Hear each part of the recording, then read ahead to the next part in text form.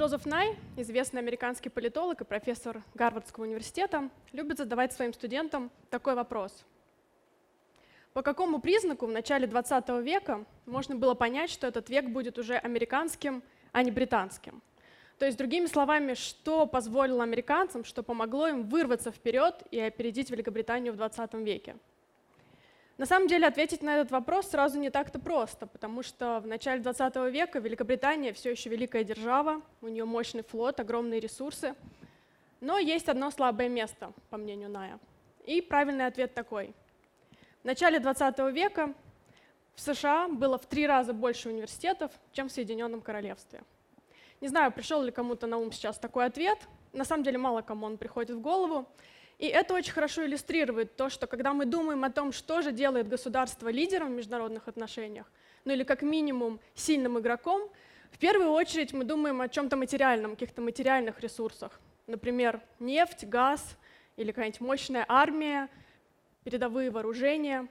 Но сегодня я хочу поговорить еще об одном ресурсе, который все время играл очень важную роль, но в последние годы становится все более актуальным, потому что его дефицит и конкуренция за него становится все больше среди государств. Это таланты. Под талантами я подразумеваю специалистов в разных областях. Неважно, это врачи, инженеры, люди искусства. Главное, что это люди, которые хорошо делают свою работу, любят ее, и они профессионалы своего дела. Вообще термин «война за таланты» был сформулирован в 1997 году Стивеном Хэнкином из McKinsey. Но тогда он подразумевал исключительно борьбу корпораций, различных компаний за талантливых специалистов. Но сейчас мы можем увидеть, что эта борьба становится поистине глобальной. И за специалистов борются уже не только корпорации, но и государства, и целые регионы. Таланты все время были распространены по миру очень неравномерно, и в основном концентрировались именно в развитых странах, и эти страны все время оттягивали из развивающихся специалистов. Но сегодня даже в этих странах ощущается нехватка специалистов. По оценкам аналитиков, к 2030 году в Соединенных Штатах будет не хватать примерно 23 миллиона специалистов, а в Западной Европе примерно 45 миллионов. И на самом деле это очень серьезные цифры.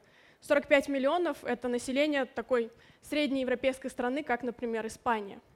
И поэтому сегодня я хотела бы рассказать вам, во-первых, почему это происходит именно сейчас, в нашу эпоху, во-вторых, что государствам приходится делать, чтобы адаптироваться и чтобы не проиграть в этой конкуренции. Но и самое важное, мне хочется, чтобы вы осознали, какие возможности, какие огромные возможности эта эпоха дает для всех нас, для специалистов и будущих специалистов, и уже сегодня задумались о том, как вы можете ими воспользоваться. Итак, почему это происходит? Во-первых, это демографическая ситуация в мире. Наша планета медленно, но верно стареет. То есть это приводит к тому, что людей, которые выходят на пенсию, становится больше, чем людей, которые выходят на рынок труда. В 2010 году такая ситуация уже сложилась в Западной Европе, а такие страны, как Россия, Южная Корея и Китай, достигнут этого состояния уже к концу этого десятилетия, то есть буквально через пару лет. Во-вторых, это стремление всех стран построить инновационную экономику.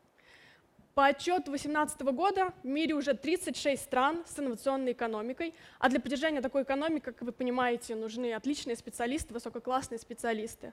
И 20 стран находятся в переходном периоде, то есть скоро их будет все больше и больше. Причем среди списка этих стран с инновационной экономикой есть не только какие-то очевидные лидеры, например, Соединенные Штаты или Великобритания, а такие страны, как Объединенные Арабские Эмираты, Сингапур, Бахрейн, совершенно новые игроки. Этих стран будет становиться все больше, и, соответственно, все больше специалистов будут востребованы для того, чтобы развивать и поддерживать такого рода экономику. Ну и, наконец, изменились мы с вами. Изменились люди, мы стали более мобильными, и наши предпочтения по тому, куда мы хотим поехать работать или учиться, стали гораздо более разнообразными.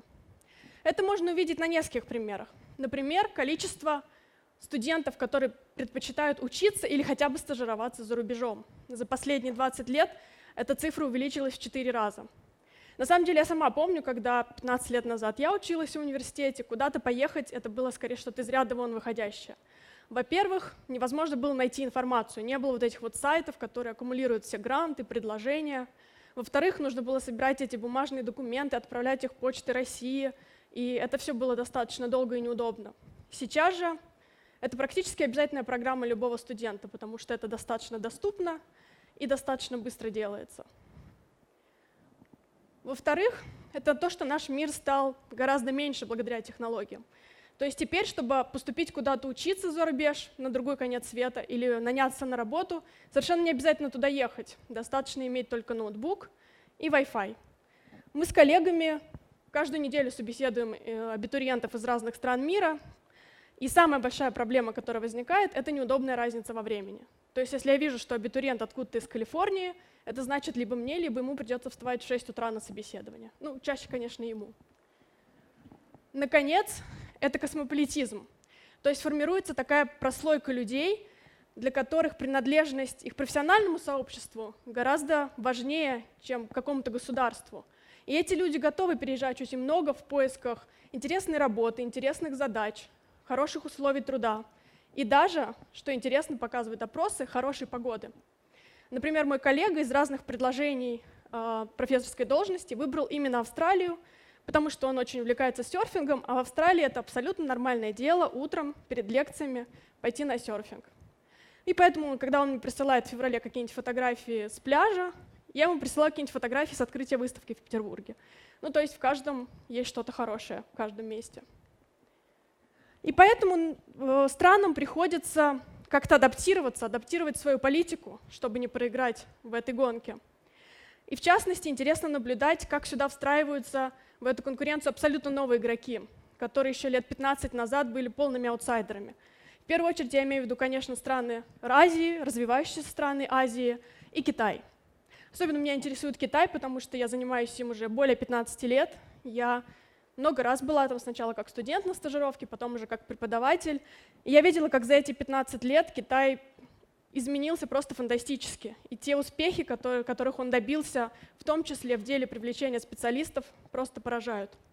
Итак, азиаты включаются в эту борьбу на нескольких уровнях. Во-первых, это уровень университетов, то есть развитие своих университетов и привлечение иностранных студентов. Самый простой способ увидеть, как изменился статус азиатских университетов, это посмотреть рейтинги.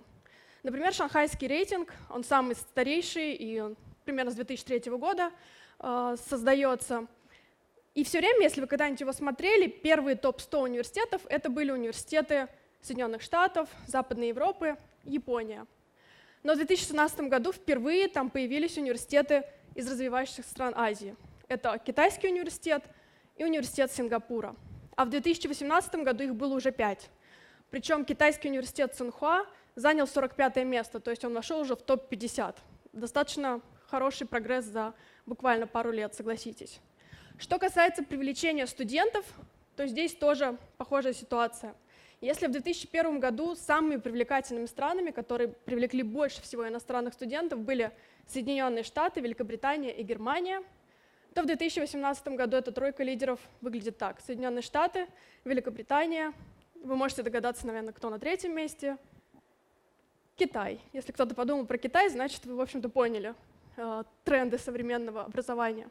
Причем у Великобритании и у Китая одинаковая доля, 10%.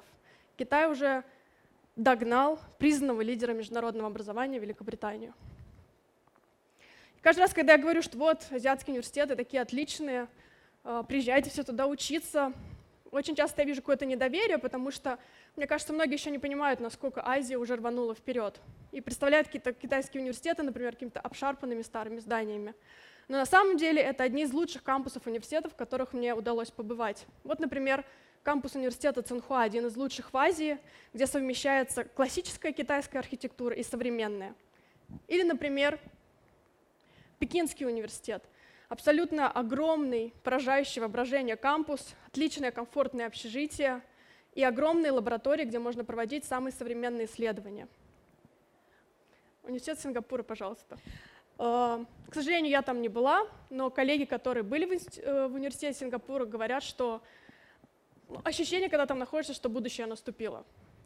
То есть азиатские университеты, они теперь не только высоки в рейтингах, но они действительно очень комфортны для проживания и проведения исследований.